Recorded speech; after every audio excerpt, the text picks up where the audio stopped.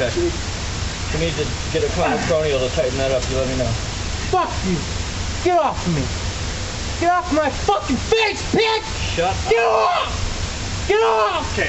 How close do we have the car? Right in the driveway. Get up by... Get off my fucking face! Move. Get fuck you! Keep punching me, motherfucker! Let me know when you get it. Keep punching me! I'll hold him here. Move! Keep punching me! Roll that. Tom, watch out. Tom, watch out, I can't get it. Keep fucking Line punching him me! up in the butt! Move, watch out, guys. I'm gonna use a tape. You're fucking punching me when I'm fucking standing here? Fuck you! Start cooperating or we're gonna light you up. You fucking light you up, man. Tim, are you gonna cooperate? I will walk to the fucking cop car. No, you won't. They put my fucking sandals back on, my sock, take my shit off. I got it. Watch your hands, taser! Stop! Shit. Really? You fucking handcuffed me, you asswipe fucking bitch. Fucking give me my paper back. Yeah, see how he instigates? Fucking. Can you speak to me then if you don't like him? Don't spit. Oh, fucking hey, piece of shit. Toronto See what he does? Back off. See what he does? Back off. Fucking hits me. Fucking hits me. I want fucking video of that. I want fucking video of that. Just sit down. I want fucking video of that asswipe. I want video of that. I want video of that. He fucking punched me in the face. Damn, sit down. I want video of that. I didn't touch I it. will handle My it. hands are handcuffed. He fucking punched me in the fucking face. He fucking punched me. Oh my god, dude. Dude, I've never seen anything like that. That's crazy.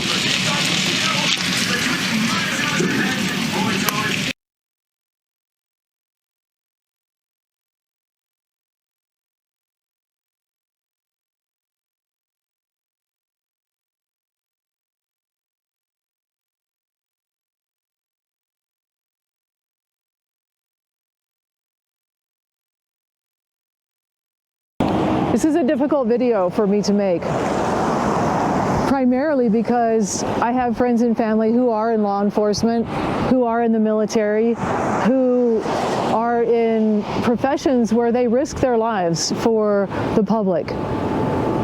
So for me to have to expose the corruption in law enforcement is very difficult. It's easy for non-thinking people. It's easy for guilty people to accuse me of simply hating cops or hating the government, and that is the opposite of the truth. So this is an in-depth video about the corruption in Larimer County throughout law enforcement agencies. You're going to hear a lot of names in various police departments, in the sheriff's office, and you're going to learn how the sheriff's office has systematically taken control of law enforcement officers throughout northern Colorado.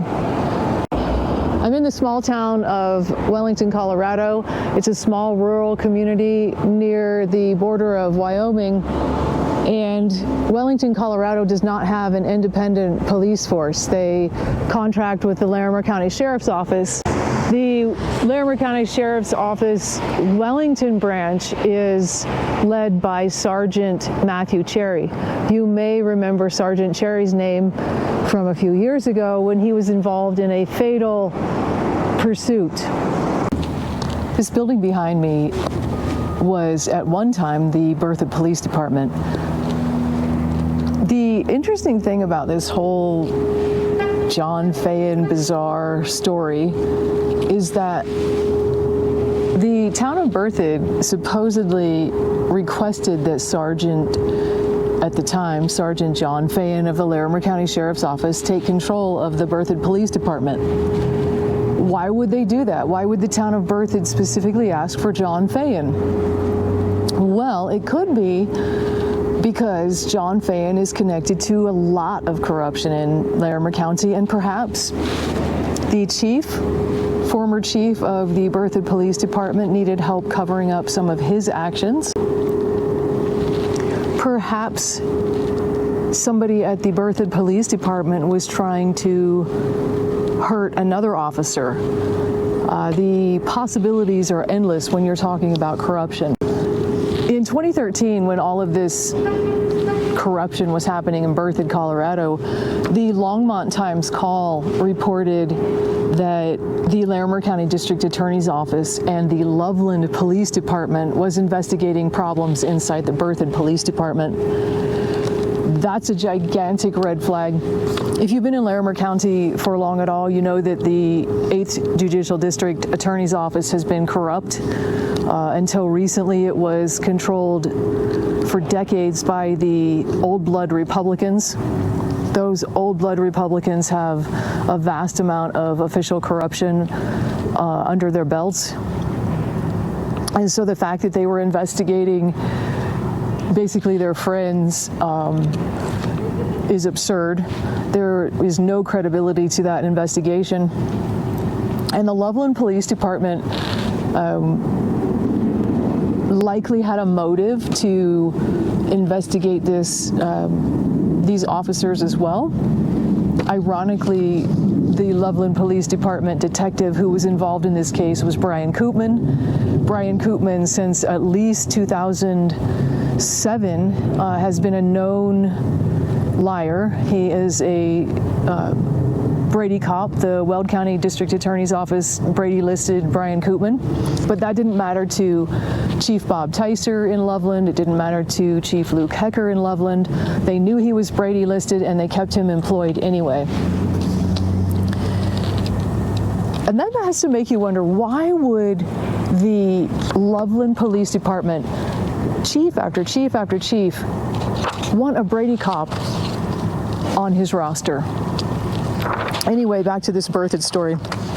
So the corrupt 8th Judicial District Attorney's Office and the corrupt Loveland Police Department are investigating the Berthoud Police Department at the same time that the corrupt Sergeant John Faham from the Larimer County Sheriff's Office takes over. Now, why was at that time in 2013 John Faham corrupt? Well, let's do a short review. It had been less than 2 years since John Faham had placed a GPS tracking device on my vehicle without a warrant. He never tried to get a warrant. He left the tracker on my vehicle for 4 months, and then he hid the records about what he did for 8 years. So that's the John Faham that took over for the corrupt Berthoud Police Department, who was being investigated by the corrupt District Attorney's Office, who was being investigated by the corrupt Loveland Police Department. So, like I said, if you think you know what happened at the Berthoud Police Department, you're likely mistaken. If you want to believe that your version of the so-called facts and your version of the so-called evidence is true, you might be wrong. And that is the destructive power of corruption in a county. You simply cannot rely on any reports, you can't rely on the investigations, and that is why it is time for a state or federal agency to come in and take over all law enforcement agencies in Larimer County. It may seem extreme to suggest that it's time for a state or federal agency to come in and take control of law enforcement in Larimer County. But if you're someone like Christopher Parker, who is in prison for a crime he didn't commit, or if you're someone like Ben Gilmore, who spent a lot of time in prison for a crime he didn't commit, or if you're like the countless other people who have been targeted by the corruption in Larimer County, then it doesn't seem like such an extreme suggestion that it is time for federal law enforcement or state law enforcement to clean house in Larimer County, Colorado. CBS News reported in 2013 that Loveland police officers executed a search warrant at former Chief Johnson's office in this building behind me as part of a criminal investigation. And spokesman Justin Chase told CBS News that he, meaning Justin Chase, couldn't discuss the probe. Now, if you were trying to write an outrageously unbelievable script for some Hollywood movie, you could not write one like this and make it believable. However, this is happening. This is actually the facts and the evidence. So Justin Chase has his own story. He is an officer also with an unbelievable history. Also in this CBS News report, it says that the town of Berthoud issued a statement on its website saying that it was appropriate to bring the police department under, quote, outside supervision. Now remember, John Fayen, Brian Koopman, the Loveland Police Department, the 8th Judicial District, all of those agencies and all of the officers involved at that point in 2013 were verifiably corrupt. So it was disingenuous for the town of Berthoud to claim to CBS News that an outside agency was investigating. No such thing occurred. So this is a first. I'm in Berthoud, Colorado today, and as you can see, there are sheriff's vehicles, Loveland Fire Rescue Authority, and apparently in 2016, when the Larimer County Sheriff's Office took over control of the Berthoud Police Department, they decided not to have any public exposure, meaning you can't actually walk into a law enforcement agency in Berthoud, Colorado and see an officer. There is no identifying sign indicating that the public could come to seek help from a law enforcement officer. But I'm perplexed. Why would this small rural community not want to have the public have easy access to their law enforcement officers? I don't think I've ever been in any town in the United States where there was a complete absence of a sign directing you to the police department or the sheriff's office. I've never seen it, which makes what you're going to learn about John Fayen and his connection to the Berthoud Police Department even more compelling. After my experience in Berthoud yesterday, I had a few more questions about what happened in the Estes Park Police Department and John Fayen's bizarre involvement there. I came to Estes Park today to talk to some community members and business owners about their thoughts about the Estes Park Police Department and their town government. And if any of you have been to the Stanley Hotel in Estes Park or are familiar with the movie that Stephen King did here called The Shining, that's pretty much the experience I've had today talking to Estes Park residents about what John Fayen did and what the Estes Park Police Department is currently like. IA records managed between 2004 and 2018 may have been destroyed before they met the correct retention date. Among the missing files were files related to substantiated IA investigations into former Captain Eric Rose, who committed suicide on September 23, 2021, after officers went to his home to serve a warrant for charges of assault and menacing. How much incriminating evidence of official corruption was in the, quote, missing, destroyed internal affairs records? Was Chief Hayes getting too close to exposing corrupt police officers? Members of the Estes Park Police Department were informed today that Larimer County Sheriff John Fayen has requested to speak to the trustees at the town board meeting next week about the management of the EPPD. According to Kate Miller, the town's public information officer, quote, "We will be learning as well what the sheriff has to say. This did not come from our staff or within. This is something the sheriff wants to discuss with the trustees." A memo was sent to the members of the police department by Town Administrator Travis Mahalik this morning, informing them that the sheriff would be attending the meeting. Quote, "I want to be clear that this request is coming from the sheriff to the town board and has nothing to do with Interim Chief Stewart. There is no question in my mind that the most effective policing structure for our community is to maintain our own independent police department. Currently, Ian Stewart, a member of the Larimer County Sheriff's Office, is on loan to the Estes Park Police Department and is serving as the interim chief of police. Stewart had been a candidate for the position a year ago, last fall, when the town hired David Hayes to serve as chief. Captain Rick Life was the first to address the town board to ask that the sheriff's proposal be rejected. Life implored the trustees to not allow the EPPD to become a regional extension of the LSCO. Corrupt law enforcement officers and agencies must have like-minded officers in so-called leadership positions so that corrupt practices can be hidden from the public.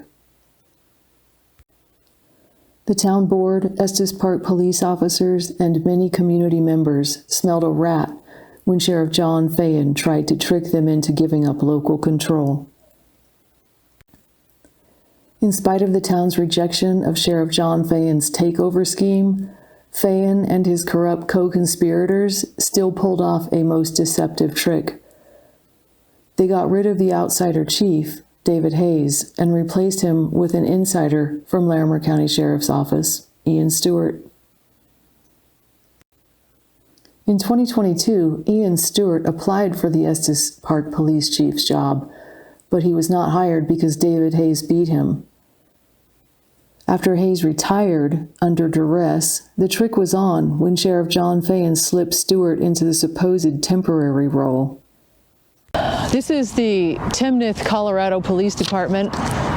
It's a small rural community, fast growing. It doesn't feel like a rural community so much anymore. A few years ago, the Fort Collins Coloradoan ran a story with the headline that says, Timnath town officials dispel rumors, extend support for local police department.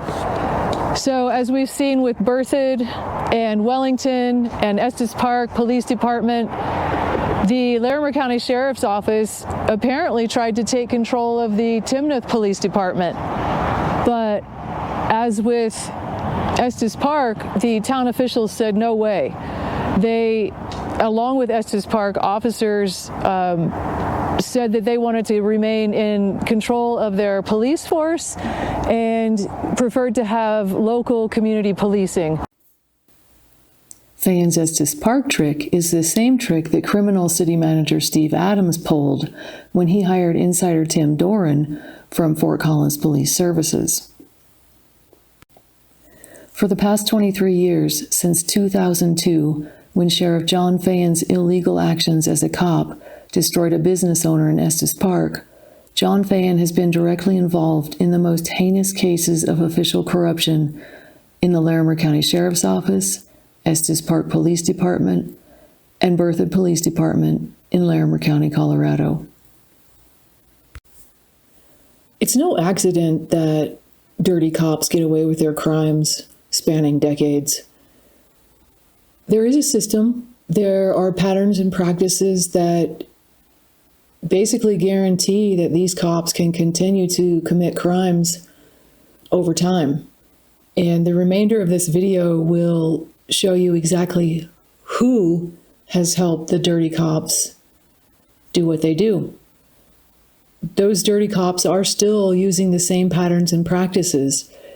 It's as if they're following a script that becomes apparent through different cases of malicious prosecutions and wrongful convictions.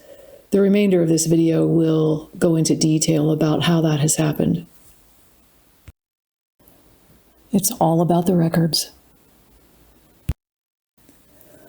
Loveland Police Department Lieutenant Brent Newbanks, who happened to be Brady Cop LPD Detective Brian Koopman's then supervisor, sits with Sheriff Justin Smith, who at this same time illegally GPS tracked my SUV and tapped my cell phone, then hid the records for 8 years. They're both here educating the public about the Fourth Amendment, At the same time, they were covering up Fourth Amendment violations by officers under their control. You'll also hear in this clip Detective Brian Koopman testify under oath in the sugar factory lawsuit. Again, I'm Lieutenant Brent Newbanks with the local police department. Obviously, you can tell that an officer must know when they can make a search or a seizure and when they cannot do that and what it requires. That's good. But Cliff would agree that that's maybe not the most important part, because if they can't write it into a report and put those details down on paper, then we commonly say that it didn't happen. Because if it's not in the report, which is going to get reviewed, which is going to be used to make the decision of whether they were acted correctly or not, then they won't be successful. So that's another critical part of it. And who did you report to, if anyone, during your pre-video camera surveillance? My sergeant. And your sergeant was? Sergeant Brent Newbanks. What discussions did you have with Sergeant Newbanks? I explained to him that I received a tip about a possible meth lab at the old sugar factory in Loveland, and that I was investigating it. And is Sergeant Newbanks a Loveland police officer? Yes.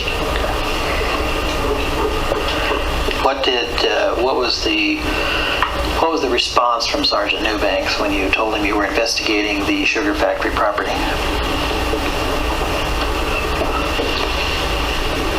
I would be assuming, but I was just briefing him or letting him know this is what I'm doing. I don't recall exactly what his response is other than, okay, let me know what you need.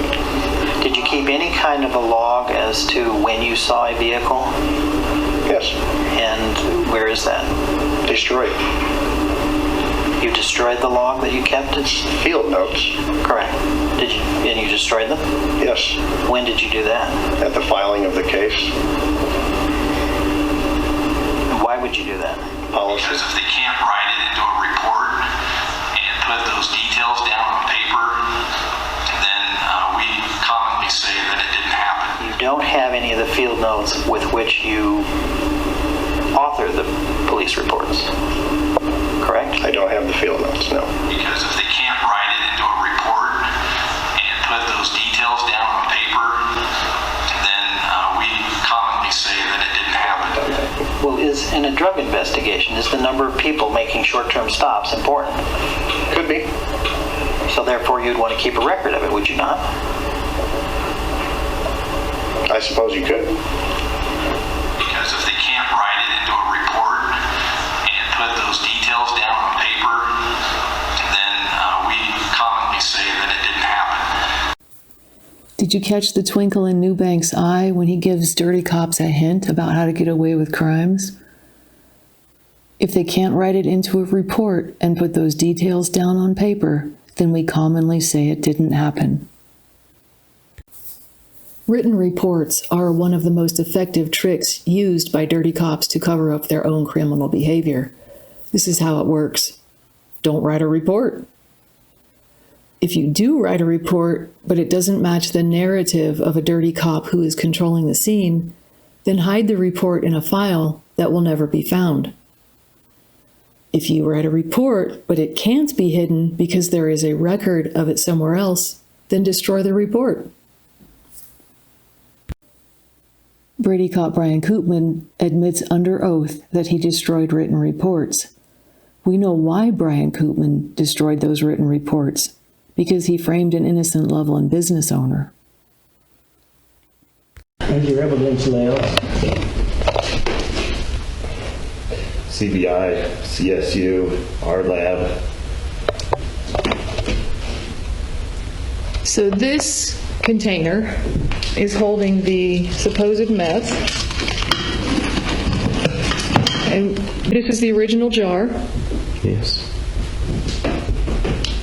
And looking at the jar, you can see that it is very old. The lid is rusted. When our lab took possession of it, her immediate response was, it's clearly sugar, released it to us after it came back from CSU. And we had our lab take possession of it to retain a chain of custody at the time. So that there would be no questions, because we had that same lab test this every which way you can. Do it all. Tell us totally, table sugar. Cost us $600 to have it tested for any and everything, and it's table sugar, sucrose. And that was in the white building that was not even your property. Correct. Yeah. Glass jar with white residue. This is a different glass jar. Yes, a little mustard jar that was identified by the CSU Pueblo lad as dairy product. Remember I told you that they had creamer for their coffee? Right. And you can see the jar, obviously, and see that it is old. Yeah. It's not been disturbed for a very long time. That had some building debris and bug parts in it that the taxpayers paid CSU Crime Lab to determine. Somebody's old coffee cup, there was black stains in there. Gee.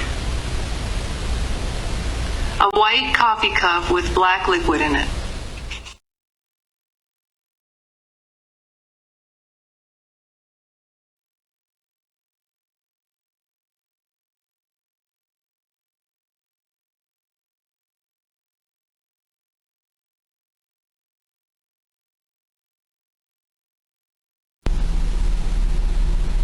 This is Detective Brian Koopman's no-knock raid at the historic Loveland Sugar Factory.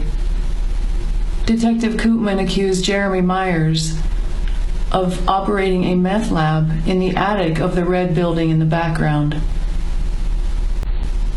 Detective Koopman raided the white building, which is not part of the Myers property.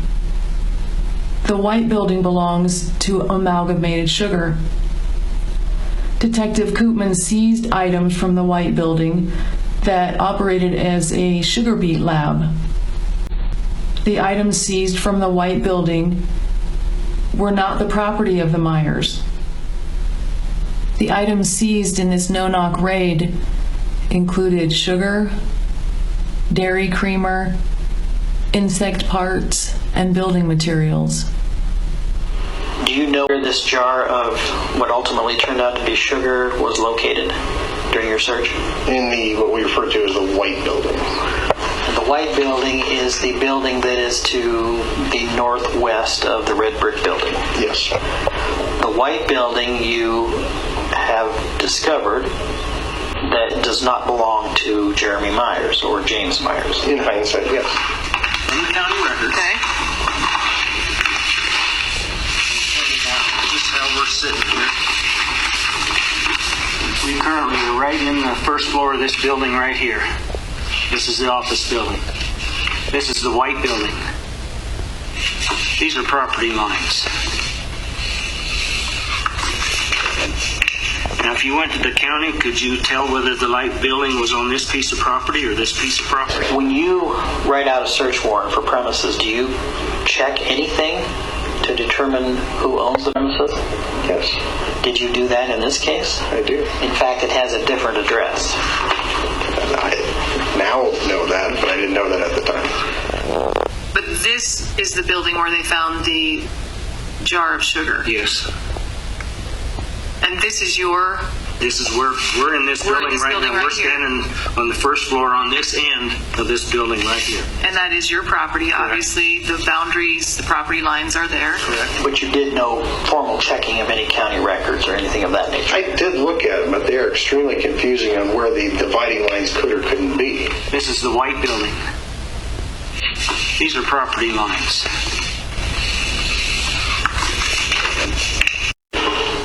At some point in this investigation, your investigation turned from investigation of methamphetamine or the production of methamphetamine to bomb making, correct?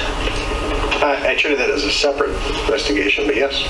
Okay. And so, when did you first decide to make an investigation into bomb making by Jeremy Myers?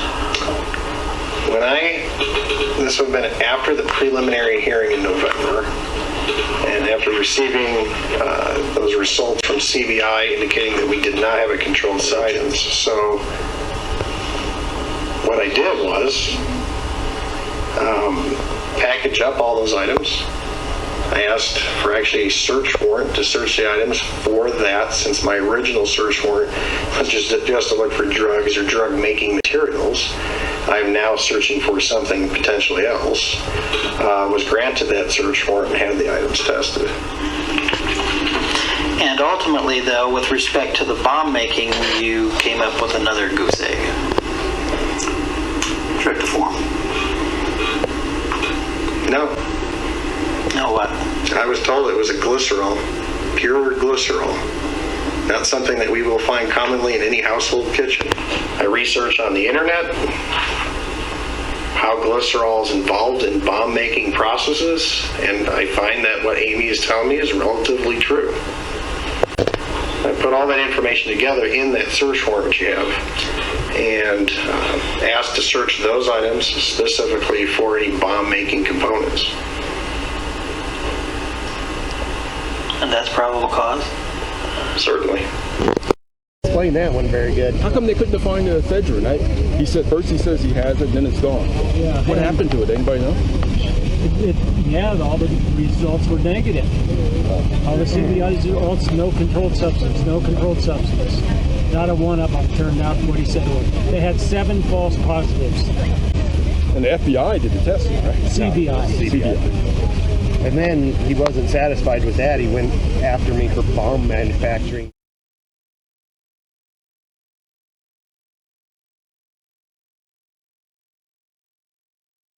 Or in one of the numerous samples which turned out to be sugar, bug parts, building materials. This is from CSU bomb lab that he took the evidence to. Glycerin. We found some glycerin at the factory. All right. And so, well, that could be used to make a bomb. So 8 years, almost 8 years. 8 years later, what's your life like on a daily basis because of Detective Koopman? It's completely different. I was living the American dream with my own business, loving life, and kind of went downhill from there, and hopefully we're on our way back up. What do you need most right now? Change in our community. What does that look like? Dismissal of at least one officer and some kind of investigation, at least into the officer that's pretty clearly lying.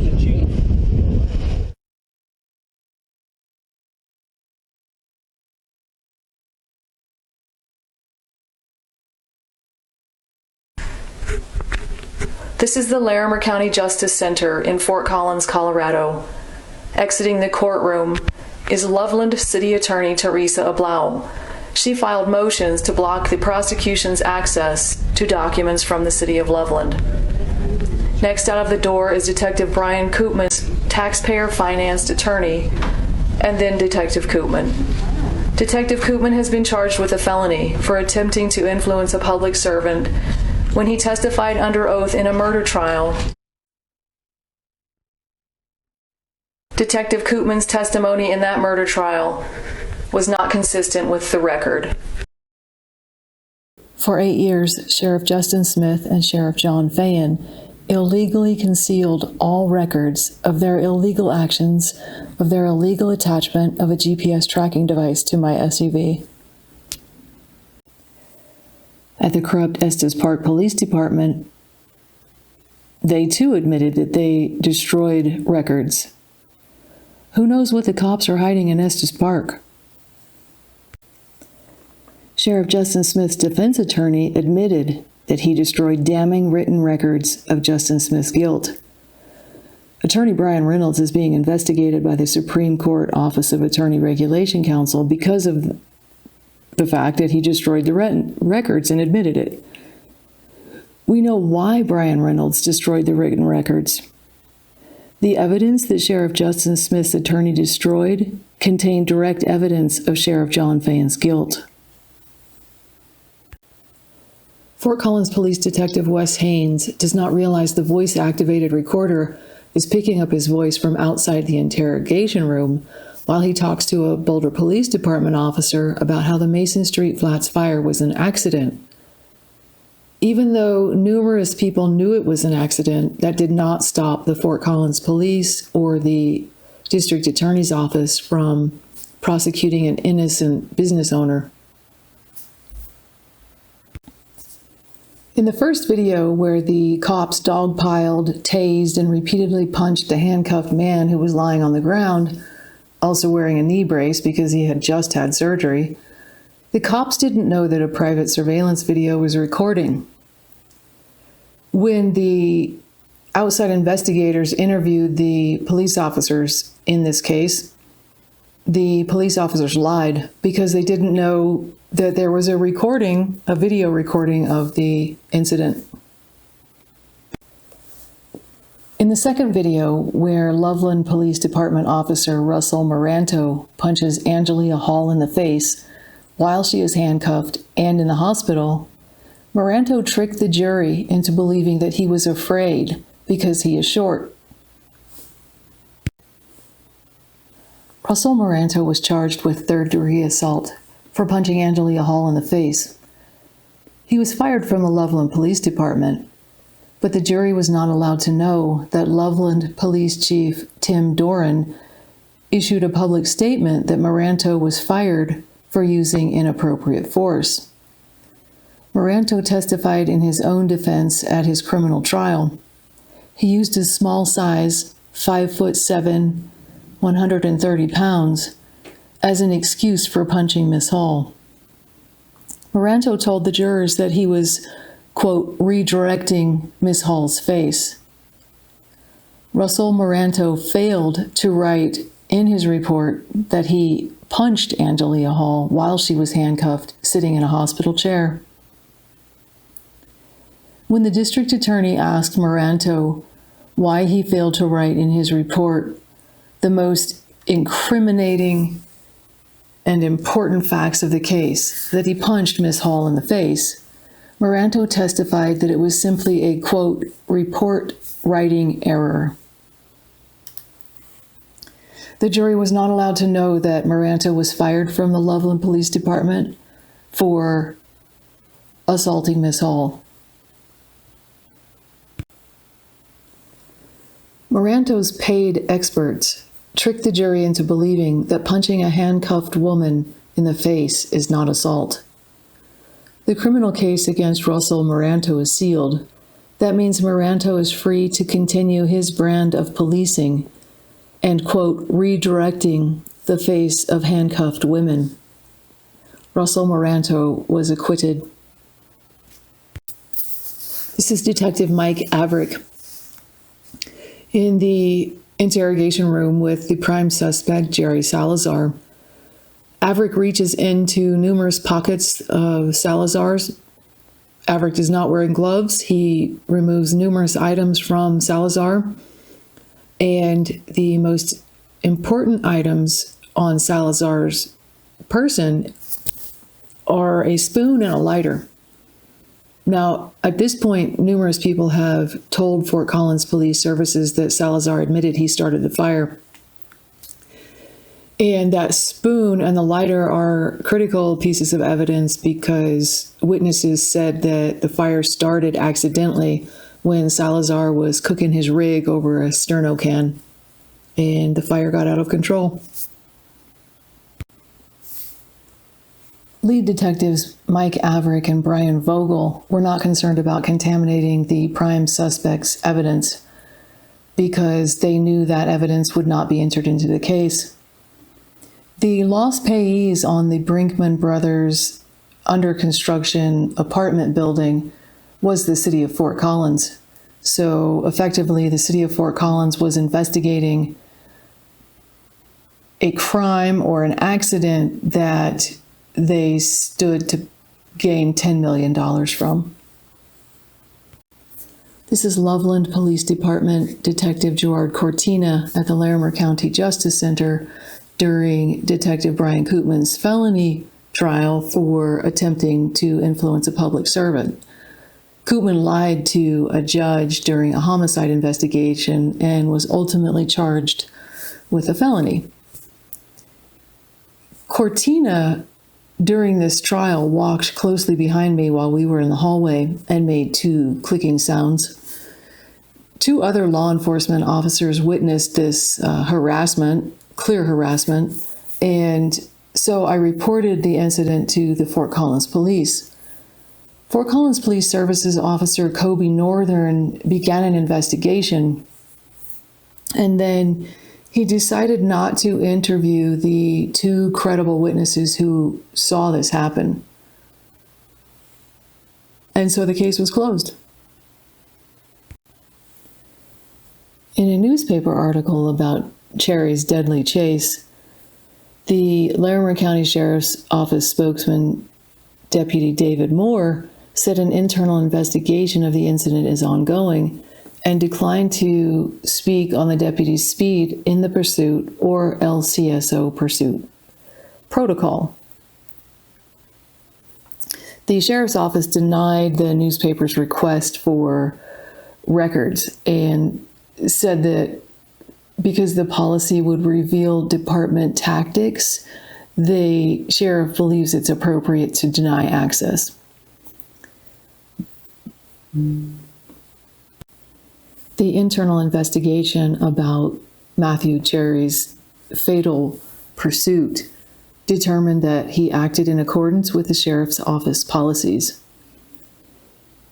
Quoting from the Coloradoan, LCSO declined to define what those policies are, saying, quote, vehicle pursuit policies will not be released so as to not reveal sheriff's office tactics to those who may choose to elude deputies.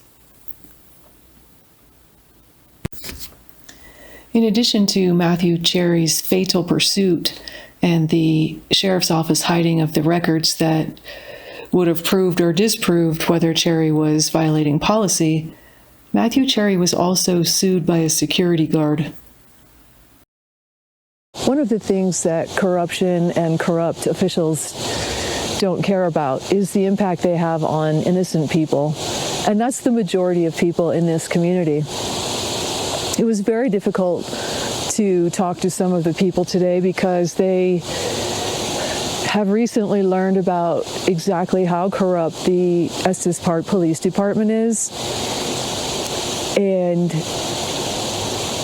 that rocks your world. If you are one of those people, like I was for many years, who believe that law enforcement officers are truly honest, trustworthy people, and then your world gets shattered, that's a hard place to be. That's what's happening in Estes Park, Colorado right now. A town employee mentioned to me that there were numerous candidates for the chief's position at Estes Park Police Department, and for a twisted reason, the person who currently holds that position is Ian Stewart. Ian Stewart was hired out of the Larimer County Sheriff's Office. And that's how corruption breeds. Corruption must continue to use the same players over and over and over again. It's a special form of recycling. Recycled corruption, records destruction, takeover of independent agencies, retaliation against honest cops, hiding records, writing false reports, pretend ignorance, acquittals of dirty cops, targeting innocent men and women. There are other tricks that chiefs of police and sheriffs use to cover up dirty cops. Officers inside this building who are responsible for innocent men and women going to jail or prison, depending on the crime. And currently, Fort Collins Police Services is controlled by Jeff Swoboda. Swoboda was interviewed recently by a local realtor, and he was joined by Sheriff John Fayen. Before Sheriff John Fayen was elected for his position, he was the assistant chief of police at Fort Collins Police Services. And there was an internal affairs investigation on John Fayen while he was the assistant chief under Chief Swoboda. And I could never understand at the time how that internal affairs process worked because it didn't make sense. Now, it's not because I'm stupid, it's just because the process didn't make sense and it didn't entirely comply with the policy. But after Swoboda was interviewed by this local realtor recently and then posted online, thankfully for all the world to see, it made a lot more sense. Now, at the very beginning of the interview, Chief Jeff Swoboda says that he doesn't really deal with right and wrong as the chief of police. And I had to watch the video numerous times to understand if I actually heard that correctly. Because as the chief of police, it seems like that would be your primary objective, is to deal with right and wrong. All right, so he explains that. He says right and wrong is handled at a much lower level in the organization. He says, Chief Swoboda says, just hopefully people are following the policy. But that explains what happened with John Fayen's internal affairs investigation.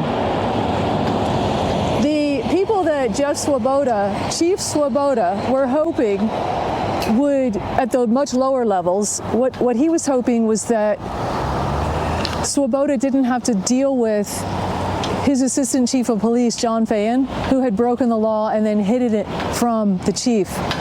So at this point, you probably understand that Sheriff John Fayen broke the law in 2011, and then he hid the records about his illegal actions for 8 years, and then when he wanted to get elected as chief of police, he lied to the voters about it. He lied to the public about what he had done illegally and how he had hidden his illegal actions for so long.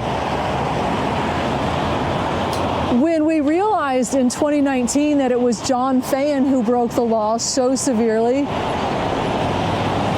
I was professionally engaging with Chief Swoboda and Assistant Chief John Fayen.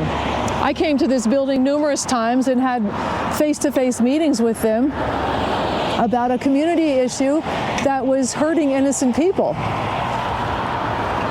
At the time I was meeting with Swoboda and Fayen, I had no idea that it was John Fayen who had broken the law in 2011 and then hid the records about it.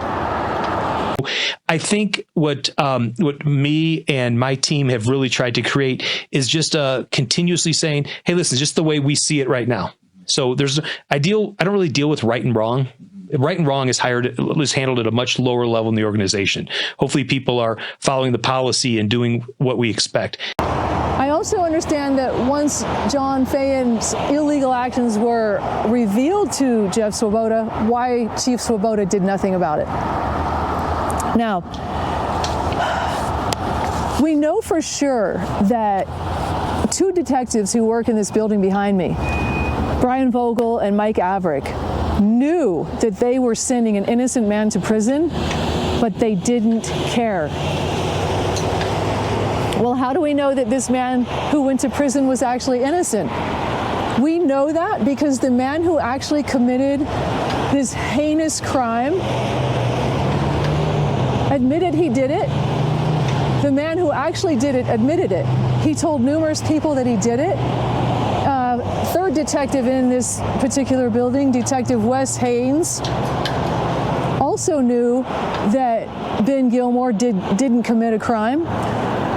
He also knew that the person who did commit this heinous arson, $10 million arson fire in Old Town Fort Collins, Detective Haynes knew that the fire was an accident.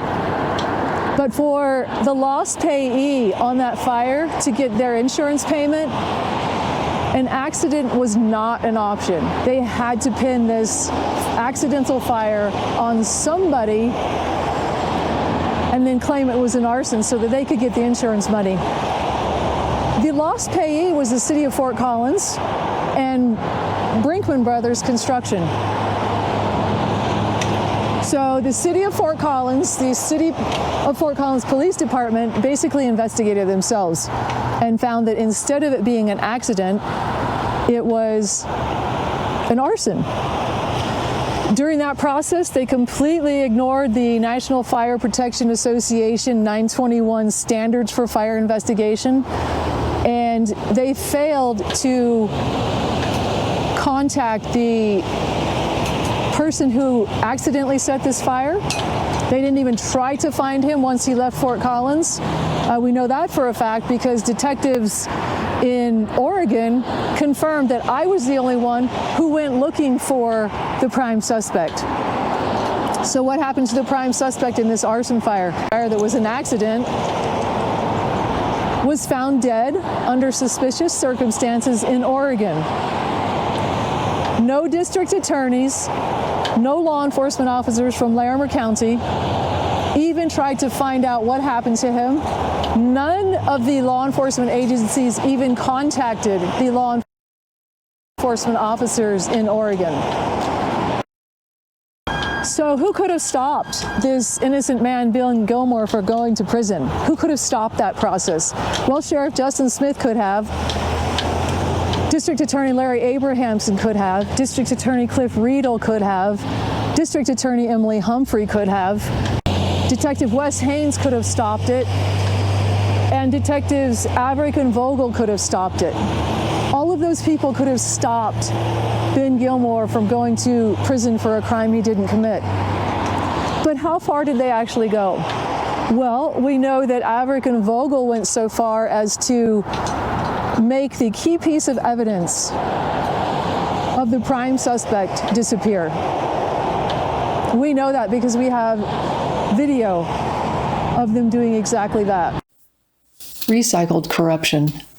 The sheriff and chiefs of police have the power, responsibility, and duty to stop dirty cops and to protect innocent men, women, and children in this community.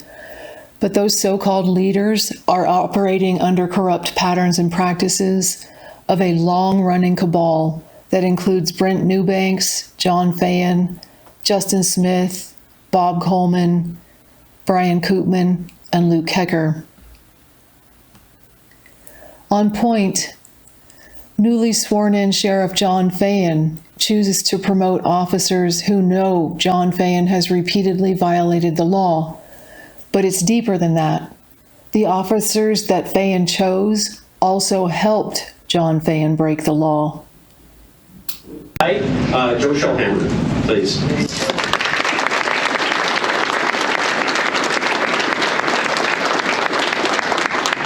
I'm going to read these. I'm sure by the end of the time I'll have it memorized, but for now I'm going to read because I don't want to screw it up. Raise your right hand, please. I, Joseph Shellhammer. I, Joseph Shellhammer. Do solemnly swear. Do solemnly swear. In the presence of the ever-living God. In the presence of the ever-living God. That I will support the constitutions. I will support the constitutions. Of the United States and the state of Colorado. The United States and the state of Colorado. And I will faithfully perform the duties of the office. And I will faithfully perform the duties of the office. Under sheriff to the best of my ability. Under sheriff to the best of my ability. So help me God. So help me God. Everyone, Ian Stewart. Ian Stewart is going to lead our operations.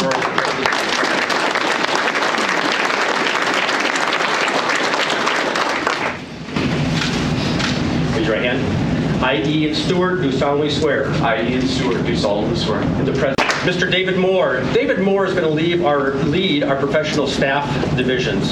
So a large portion of, we get all the glory, right? It's like the running back that pushes the ball and across it for the touchdown on the 1 yard line, but there's a lot of folks that help support what we do, right? A lot of records folks, dispatchers, a whole lot of folks who don't wear a gun and badge. I asked, which is a large portion of our agency, I asked David to give those folks a voice at the table of leadership and represent the professional staff members in our organization. So David, if you would, raise your right hand, please. I, David Moore, do solemnly swear. I, David Moore, do solemnly swear. In the presence of the ever-living God. In the presence of the ever-living God. Sheriff John Fayen is the common denominator in the corruption at Berthoud Police Department, Estes Park Police Department, and the Larimer County Sheriff's Office. When corruption is recycled for decades, it infects all law enforcement agencies in every corner of the county. In the next video clip, listen to people share what it's like to be targeted by dirty cops in Larimer County. Video quality issues are due to the source. A woman who has an interest in the Loveland Police Department resides in Europe. In 2016, she recorded the live Loveland City Council meeting and posted it on her YouTube channel. In the interest of protecting her, identifying marks have been removed. I am grateful for the European woman's diligence, without which there would be no video or audio record of this meeting that shows how deeply people in Larimer County are committed to seeking truth and justice for their loved ones who are victims of official corruption. The video is 45 minutes in length. It is filled with stories from victims who were targeted by dirty cops and corrupt elected officials. Councilors, Mr. Mayor, tonight many people have come here to talk about issues that, quite frankly, are more important than traffic. They're here to talk about people's lives. I'm here tonight to speak out against injustice in this city. I'm here tonight to show support for Stan Romanek, his wife Lisa, Jim and Jeremy Myers, Alan Mincer, Michelle Tremarco's son, and former Loveland police officer Tammy Fisher, and anyone else who's been unjustly affected by Brady-listed Detective Brian Koopman. The city has a problem. In short, the problem is corruption within the police department. In particular, we have a detective who has made his career not to protect and serve, but a career out of lies and torturing innocent people, including fellow police officers. A detective who has cost city taxpayers hundreds of thousands of dollars. So what do we do about this problem? What's the solution? Councilors, you have the authority to direct City Manager Adams and Police Chief Bob Tyser to fire Brian Koopman. City Manager Adams, Police Chief Tyser, you've had all the time and the information you need to fire Koopman. As far as I'm concerned, you have an obligation. Walk into Koopman's office tomorrow. Ask him for his badge. Do it before you hurt somebody else. And if you can't do that, gentlemen, do the city a favor and resign. How many more lives have to be turned upside down before the lot of you solve this problem? I don't enjoy coming to these meetings. I don't. But I think I speak for many here tonight when I say so long as my voice is needed, I'll be back, and so will a lot of these people. Let's not let it come to that. Let's just solve the problem. Thank you. Thank you. In EY. Thank you. My apologies. Thank you. This year's presidential election is one of the most chaotic, unpredictable races in decades. Nationally, Democrats and Republicans are rejecting the establishment and saying enough of the lies, corruption, and crimes. Adding to the destruction of America is the mainstream media. A popular radio show host calls the national media prostitutes because many journalists sell their souls. Instead of being watchdogs, they are lapdogs. I can't do much to fix the problems in Washington, D.C., but here in Larimer County, we have had enough. This county, referred to nationally as the most corrupt county in the United States, has been dirtied by District Attorney Abrahamson and Cliff Riedel. They aren't here to ensure justice is done. They are driven more by bigger notches in their belts. Think of Timothy Masters, Benjamin Gilmore, Jeremy Myers, Tammy Fisher, Alan Mincer, Stan Romanek. This is just a short list of the malicious attacks on innocent men and women. DAs Abrahamson and Riedel have so much power that they can force police chiefs and the sheriff to continue the cycle of corruption. You all took a legally binding oath to protect our rights. Your oath had nothing to do with allegiance to the corporation known as the City of Loveland. You serve the people. If you fail to honor your oath and protect the people, you are cowards. A quick review. Chief Ticer was hired by unanimously fired City Manager Bill Cahill. That was an obvious mistake. Worse than that, forced to retire Police Chief Luke Hecker identified Bob Ticer as being one of the good old boys. It was a dirty deal from the start, but Chief Ticer could have overcome that backward start if he would have fired Brady cop Brian Koopman. Instead, Ticer's helping continue the reign of terror. Back to the media. We have our own prostitutes here in Larimer County at the Loveland Reporter-Herald and Fort Collins, Coloradoan.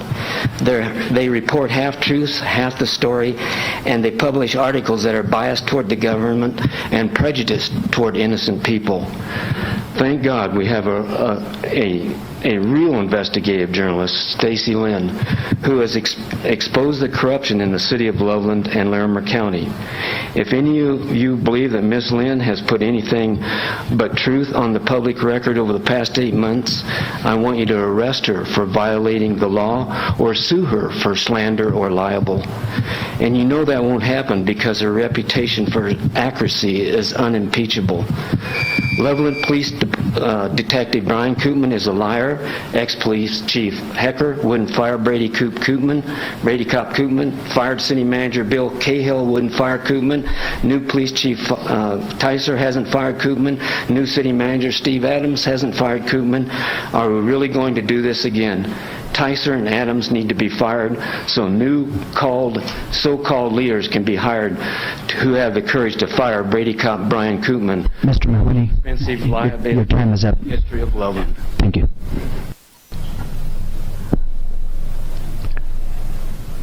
Thank you. I'm medically disabled. My eyes were chemically burned, and I was awarded disability in 2004. My wife and I moved to Fort Collins in 2008 to live out our dream in America's Choice City. Our dream turned into a nightmare. I had a significant problem with chronic and intrusive barking dogs that lived right out my bedroom window. And despite my plaintive and constant pleas of help to all the appropriate authorities, nobody would help me. The unwillingness on the part of the city agencies to act on my behalf cost me everything. It cost me my house, it cost me my life savings, and it cost me my health. I think if I weren't holding onto this lectern, I'd be grabbing onto the floor. But I come down here because I understand what it's like to have a Koopman change your life. 3.5 years into my saga, after my case was erroneously thrown out of court by Judge Dan Kaup, my neighbors decided that they had an opportunity to retaliate against me for complaining. I guess that's maybe the worst thing you can do in this world, is civilly complain that you need to be able to sleep in your own house.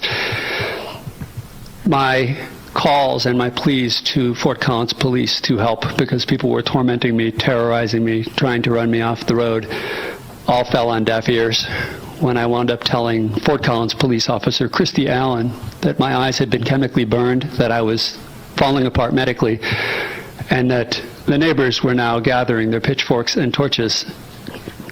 Officer Christy Allen laughed at me for 10 seconds and said that was the most ridiculous thing she'd ever heard. That further emboldened my wonderful neighbors to do whatever they wanted to take their revenge for me ruining their little slice of paradise by saying, hey, I have to be able to sleep. Nobody would help. I began legally carrying a firearm on my property on those rare moments that I went out. One day, one of the neighbors took pictures of me carrying a firearm. The problem was the pictures in total exonerated me, made me look innocent. But Fort Collins Police Services told this photographer to go ahead and delete pictures that he had taken of me. Now, I'm not alleging this. District Attorney Don Downs told my attorney that the police told this man to delete exculpatory evidence. This was the day where my life changed forever. This was the day when my health began to go downhill. We hear people in the news all the time saying moderate Muslims need to speak out against their radical faction. We should start by example. Moderate and honest people should stop law enforcement in our communities from terrorizing and ruining innocent lives.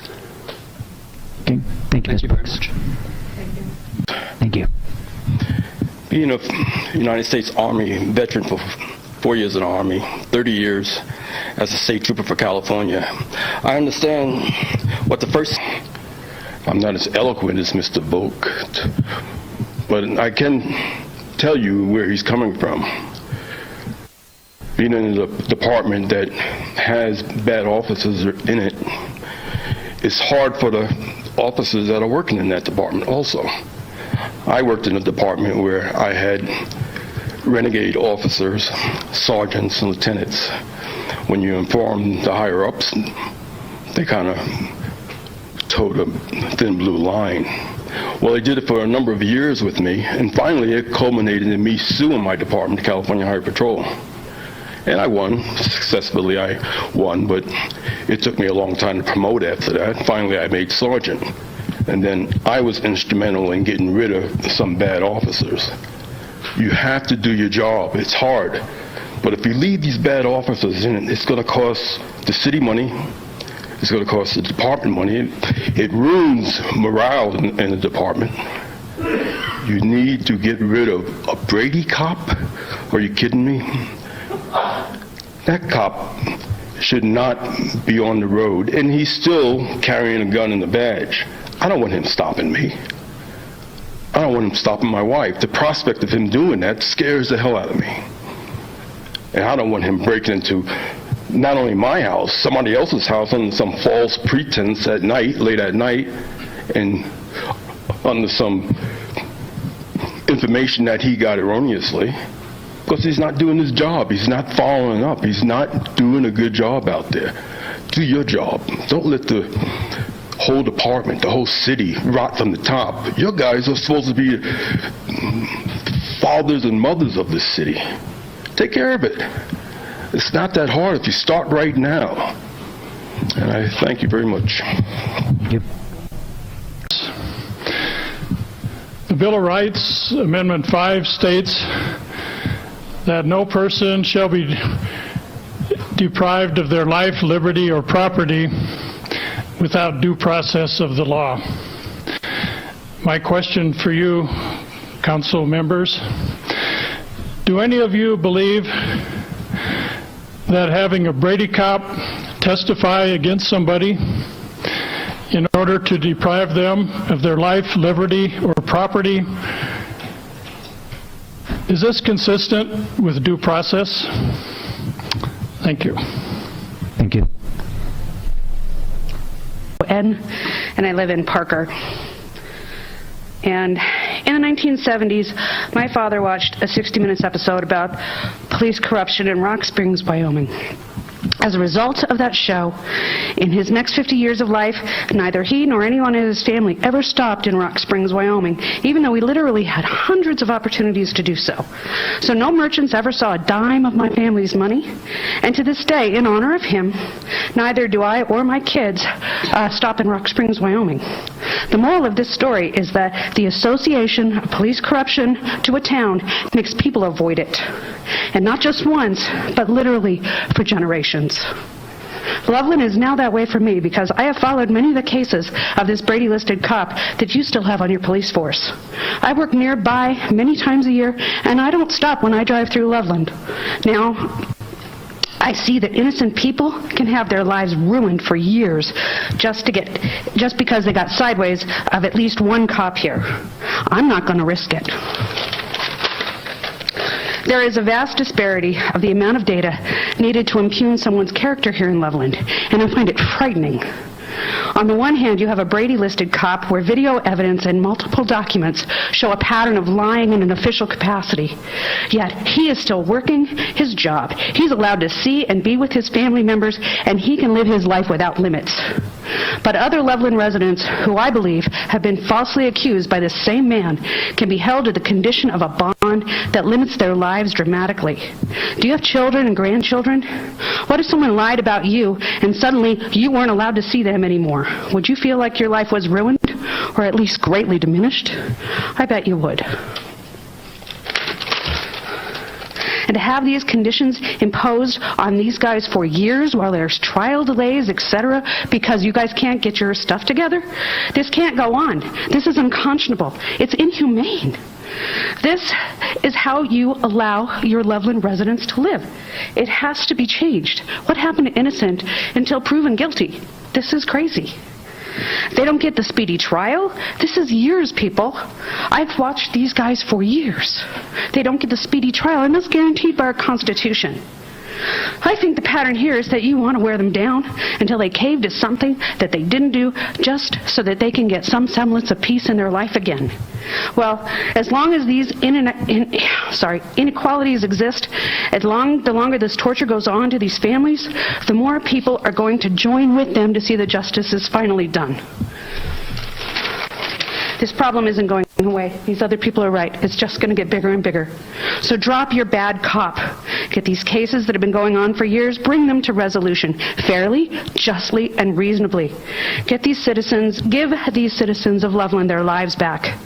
Do your jobs and get back to the right side of integrity.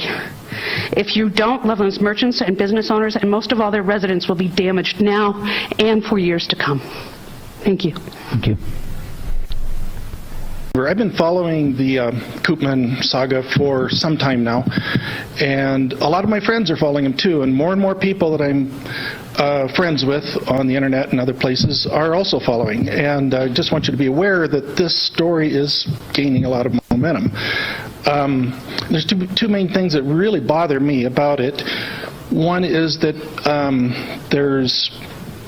Koopman is...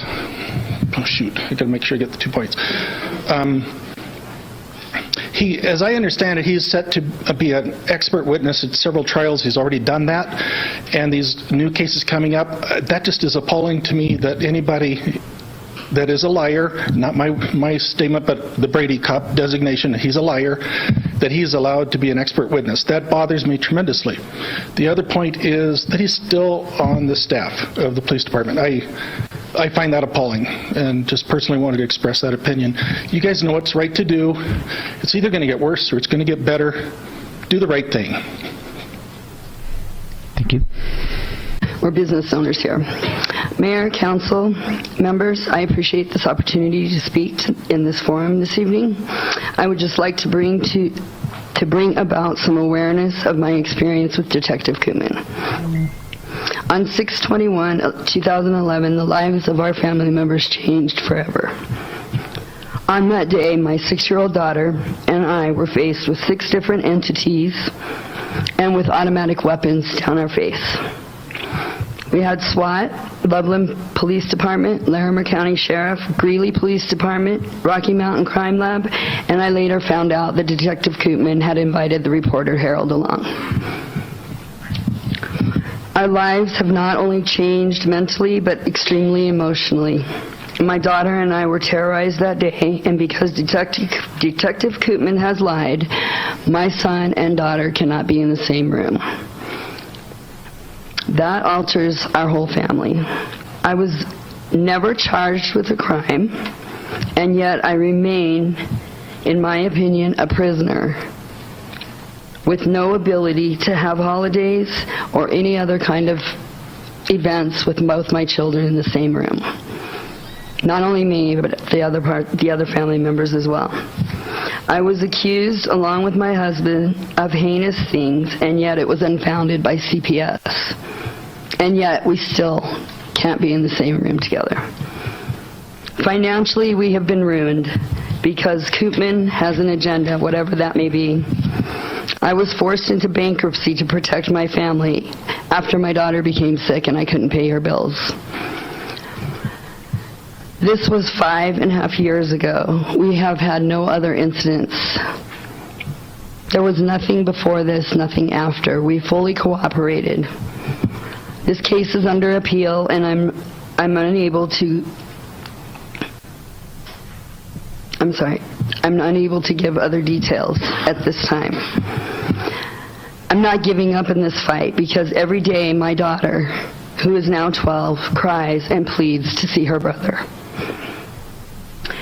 I have only one reason of why she is unable to see her brother, and that is those who terrorize her will terrorize her brother if he is seen with her in the same room.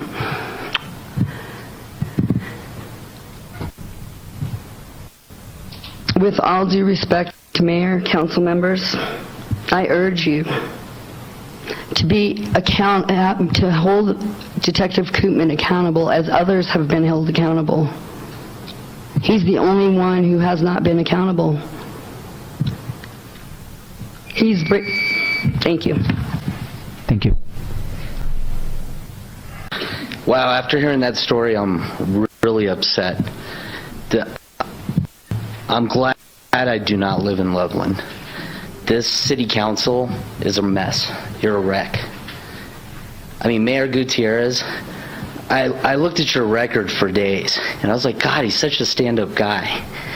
And I find that little email thing, you kind of violated the CORE Act. You evaded it for a while. Is that correct, Mayor? Please continue. So you don't want to answer the question. So once you start a path of crime, what starts to happen? You keep going with it. What the citizens here have to realize, you have something in your Constitution called, in Section 1, Article 21. These people were elected in. You can elect them out too. It's time that these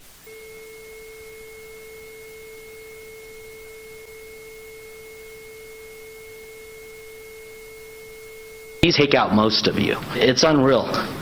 Let me tell you, I'm going to take this to a national level. I can't take it anymore. You people can't get away with this. Mayor, you can't get away with this either. It seems obviously the theme tonight from this group of people is corruption. And I think today in this country we are facing the most corruption probably I've ever known. I'm 70, and I've never seen the corruption, not only federal, state, local governments. It's incredible. My great-grandfather, William Wallace, which I'm proud to say, that name, was raised on a Cherokee reservation in Oklahoma. He met my great-grandmother on a Choctaw reservation in Oklahoma. I have 3 tribes of Indian blood in my body: Choctaw, Chickasaw, Cherokee. I have relatives that walk the Trail of Tears. I'm saying this because my background, my relatives, my family tree knows what it is to fight for freedom and to stand against corruption. So I'm saying this. I think there's a solution to corruption, and it is this. When it's uncomfortable, when it's unpopular, when it's dangerous to speak the truth, it is a precise time the truth should be spoken. And if you do, you'll be in good company. When Jesus confronted the Pharisees, he said to them, I tell you the truth, and you want to kill me. Well, our forefathers went through that process to get this country as great as it was. They were willing to give up everything. And I'm saying if you are not willing as a person to give your life up for freedom, liberty, and fight against corruption, you don't deserve to be a citizen of this country. I don't live here, but I'm a friend of the individuals that are involved with Brian Koopman that have to deal with the, sorry, I'm not used to doing this, but they're having to deal with it. Not only are they having to deal with it, but I'm having to deal with it as well. I've been followed by the police 3 different times, and to me that's intimidation, you know. So whether they were following me to protect me or what, I don't know, but it doesn't, you know, it doesn't take a brain surgeon to be able to figure this out. I I've been witness to not only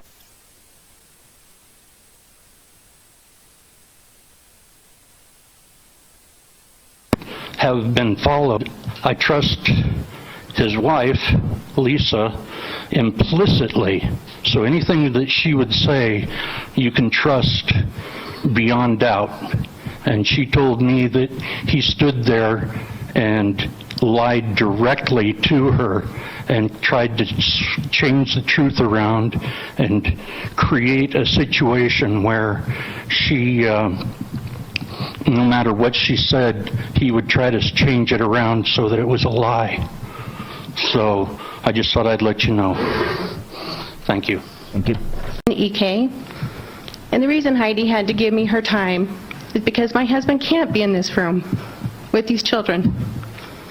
He can't be here to tell you in his own words how much this has devastated our family.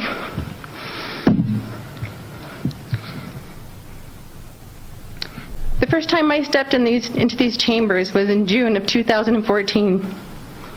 That was 17 months ago. I stood here and I begged you to help us, to hear our pleas. I explained to you that Detective Brian Koopman was a danger to the citizens and the city. I told you I was not the only victim and more would come forward.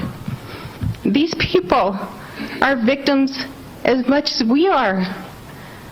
This whole city is being victimized on some level. Brian Koopman is not acting alone in these crimes against citizens. Luke Hecker, Bill Cahill, Tammy Yellico, other police officers I will not mention right now.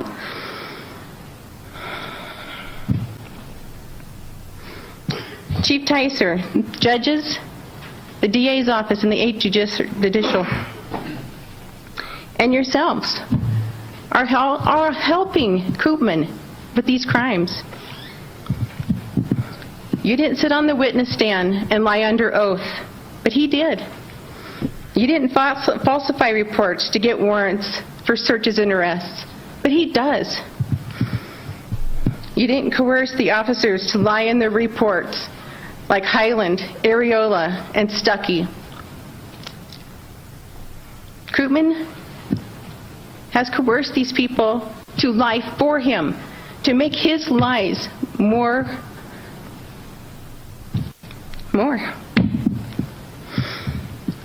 You all participate by knowingly allowing this to continue and doing nothing.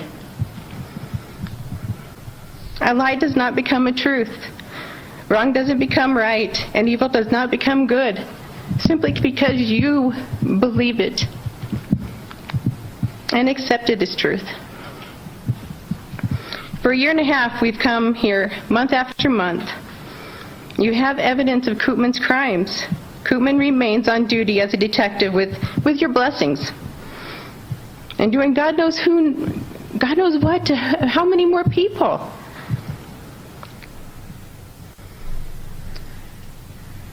People like my husband Stan, like Jeremy Myers, like Alan Menser, like Leroy Wallace, like Tammy Fisher. There's so many more. I'm a personal victim of Brian Koopman. As Mark Stahl said, he twisted my words. My name was tarnished, my integrity and my honesty was questioned. He twisted my words for his own perverted purposes, and that purpose was to destroy and discredit Tammy Fisher. My children, my grandson,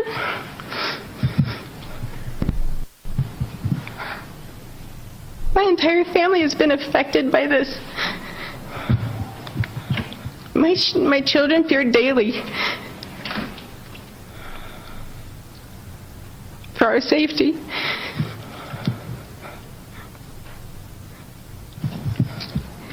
The Loveland Police Department exists for the purpose of providing an enhanced level of safety in our community, protecting the rights guaranteed to all people in the Constitution, and improving the quality of life of each citizen. That's the LPD mission statement. I don't feel safe. I don't feel protected. My life is being threatened. The most recent threat came in the form of a phone call from an anonymous caller, a vulgar coward who hid behind anonymity. LPD Officer Rob Pride and Detective Ryan Ertman deemed that it was a credible threat. And since there are children here, I won't play that for you. Thank you. But I'll tell you without the vulgarness what it said.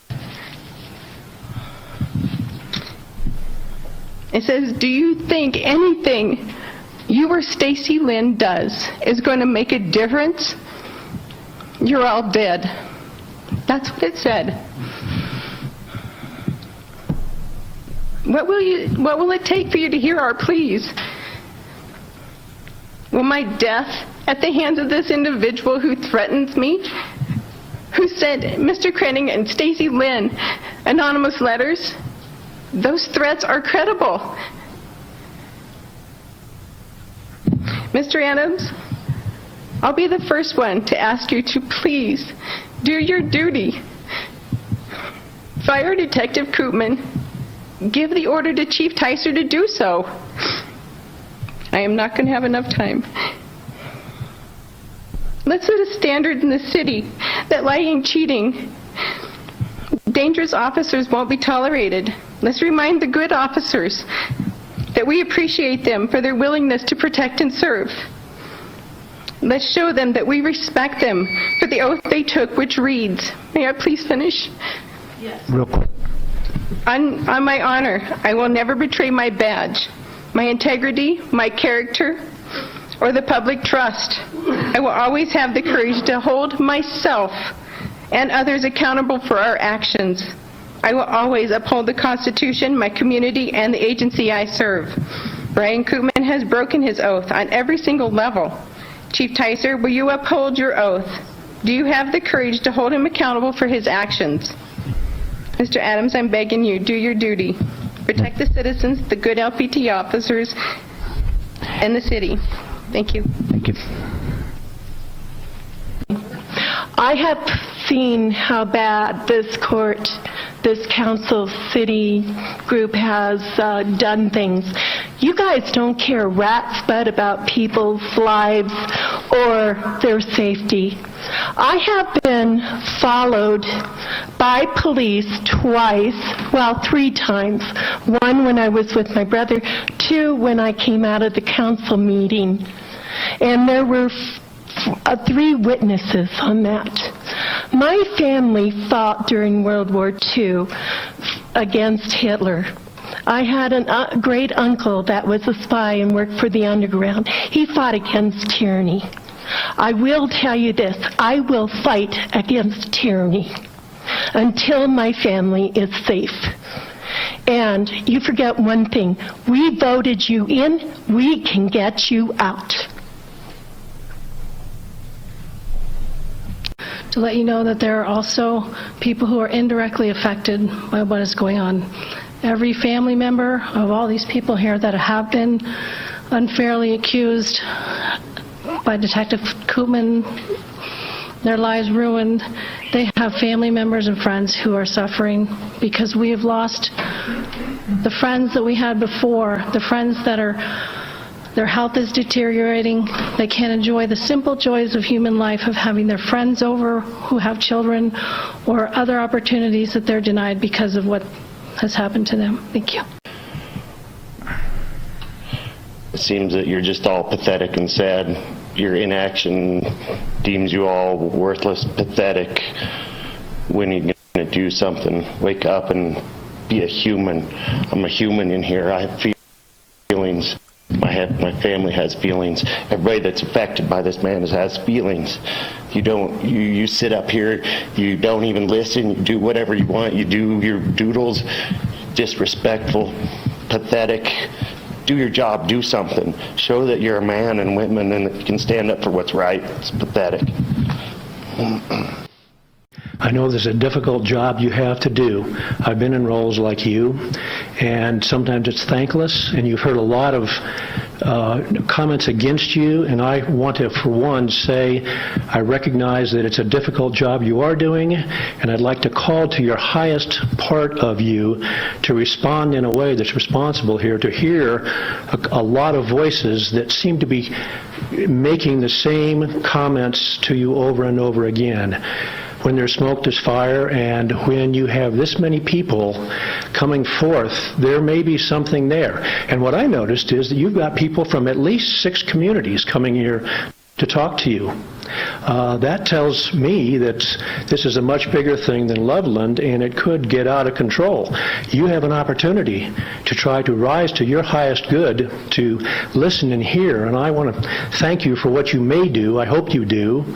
And I will close by saying I've known Stan and Lisa for a long time, and I don't know Officer Koopman, but I do know Stan and Lisa, and I respect them in the ways that I've known them. So I wish you all well. I hope you can find a conclusion that works to everybody's good here. Thanks for the opportunity. This is Government in Action, and I appreciate being here tonight more than I'm going to be watching TV tomorrow night. Thank you. Stacy Lynn, investigative journalist, Larimer County, STACYLYNNE. Thank you. Who cares? Who cares? 18 months. Week after week after week, 18 months. These people pour out their souls. Who cares?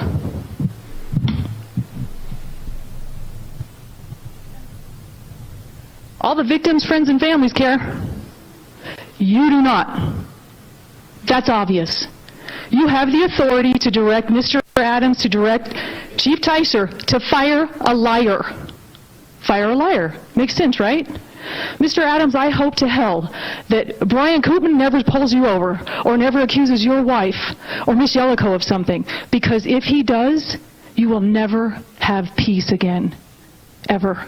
Maybe he won't touch you because he's afraid of you. Maybe you're afraid of him. Who knows anymore who's afraid of whom? Who's afraid? You're all cowards. All of the people here tonight are heroes, because guess what? Before they met Brian Koopman, they were clean. They had no record. Since they met Brian Koopman and he lied about them, they've been clean. They have no record. Do you know that doesn't fit? Most criminals have a record before, or they do something after. These people are clean. They were clean before, he lied about them, and they've been clean since he lied. There's this little doctrine in law called the clean hands doctrine. Do you know what that means? When you come to the table with clean hands, and somebody else comes and they have problems with the law, or they're accused of something, there's a difference between those parties. These people are all clean. They got clean hands. Your hands are dirty, because you know he's a liar, and you let him continue to be paid by the city of Loveland. Can you even comprehend what we're saying here tonight? Chief Ticer has known since I told him that he has a liar for a detective. Mr. Adams still hasn't come clean on when he knew that Brady Cop Koopman was officially classified as a liar. He said he was going to tell me. He denied it last time. He still hasn't told me. When did he know? The fact that he won't say is suspicious to me. So one speaker earlier said, are we going to do this again? Are we going to go through this whole fire the city manager, fire the new chief of police, because they won't fire a liar?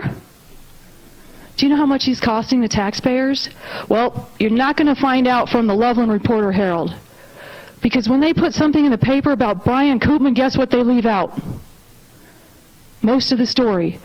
The biggest thing they leave out, they just left it out in Alan Mincer's case, was that the detective who accused Alan Mincer is a liar. Classified by a district attorney. This isn't our opinion. A district attorney said Brian Koopman is a liar, and you all sit up there as if this isn't a problem. These people are heroes, and I'm thankful for every one of them. Not so much for you. Thank you. The good cops in Larimer County are being smothered and suffocated by the decades of corruption here. The cases that were briefly introduced in this video span 18 years, 2007 through 2025. Dirty cops and corrupt agencies are building an empire of deception. They call it one agency, one mission. Innocent men, women, and children continue to be targeted by dirty cops playing a nasty game. Yep. I ain't moving, dude. I know you're not.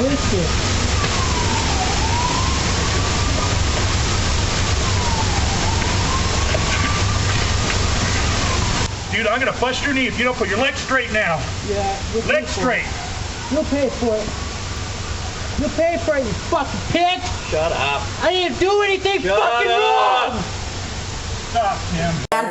I can't even fight back against that rust. Fucking, I want a fucking name. I want a fucking name. I'm taking him down. I fucking have my hand stuffed.